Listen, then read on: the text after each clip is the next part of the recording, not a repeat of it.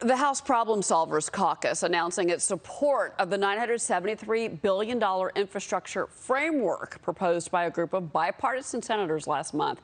This package is not tied to any reconciliation package. I want to bring in South Carolina Congresswoman in Transportation and Infrastructure Committee member Nancy Mace. It's good morning to you. And first off, your reaction to the news, maybe you already knew it before it was released this morning, that looks like we might have an actual bipartisan deal on infrastructure. Well, it'd be great if we did have a bipartisan deal. The last time that I checked, when the White House said we did have one, they backtracked on it for several days after. I think that if we're going to have one, you'll see it in the next few weeks. I would love nothing more than that. But the big question is for me this morning is how are we going to pay for it? Because some of the reports out there say that this proposal would pay for itself. And that's just not the case right now. So I will be doing a little more research and seeing where they are with how it will be paid for. That's the biggest concern because we don't want to see tax hikes paying for art or sculptures or landscaping in an infrastructure deal. I can tell you that much. But at least we're back off of $2 and $3 trillion talk. At least we're down to under $1 trillion. I can't believe I'm saying that, but truth be told, it's still huge. I mean, right. Even at just under $1 trillion, it'd still be one of the largest infrastructure packages in our nation's history. And it's important that we recognize the Senate has done a really good job. And I want to recognize Senator Shelley Capote from West Virginia and her work to get us to where we are today. And it's great to see that there are Republican and Democrat voices that are coming together. Infrastructure was the #1 committee I wanted to be on. I knew that, hey, if we could work together, certainly we could work together for roads and bridges. It's taken a long time. I think it's promising, but my biggest question is how are we going to pay for it? And as long as the money goes to roads and bridges, and that's been the biggest problem. I want to bring in Patrice Onwuka into this. Go ahead, Patrice.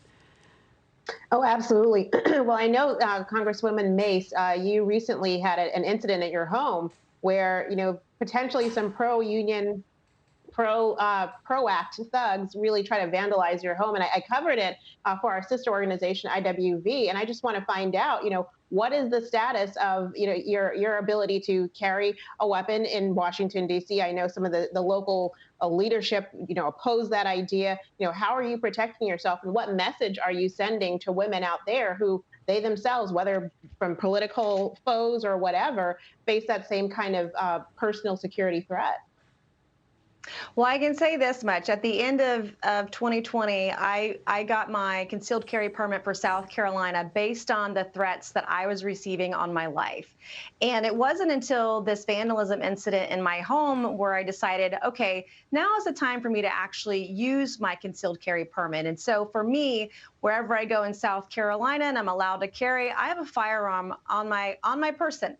Always carrying. And I have to tell you, as a mom, as a single mom, it's one of the most empowering things I have done. I've also had an opportunity to teach my kids about gun safety. I think that's really important so they're not afraid.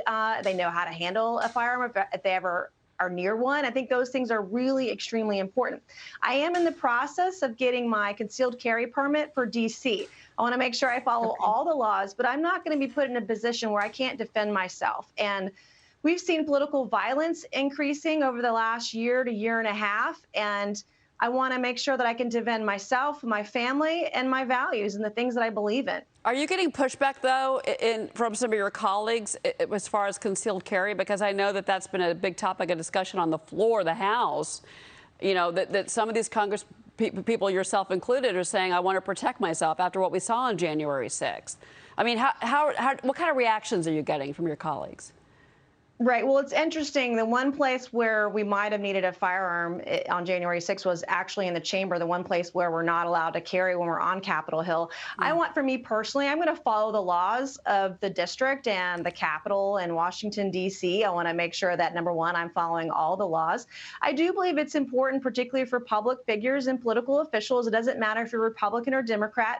Many of us who are strong voices and outspoken on the things that we believe in, we get a lot of death threats, and we ought to be able to defend ourselves and protect ourselves wherever we go. And I think that's a really important distinction. And it's important that, one, if you're going to have a firearm, you're trained on it and you know how to use it, but also that we follow the laws. And we should be able to carry wherever we go, quite frankly.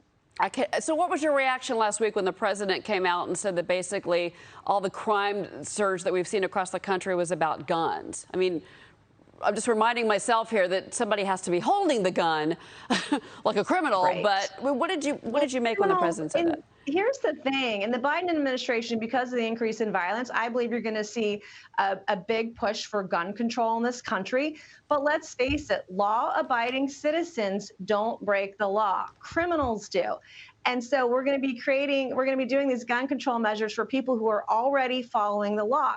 Over the last year and a half, we've seen with mental health cases have increased dramatically in our youth and people that didn't have jobs. I mean, we've had an enormous pressures put on us and individuals across the country because of COVID-19 the last year and a half. And we've got to make sure that whatever laws we are pursuing, they make sense. So, for example, Congressman Tom Rice and I sponsored legislation earlier this year. Did you know that when you have a background check and you're flagged for it, the FBI, when they're doing additional research, they're only allowed to use a fax machine between the federal and local and state agencies when they're doing that additional background work? Like, I don't own a fax machine. I don't know anybody that does. So just some common sense reforms might go a long way here.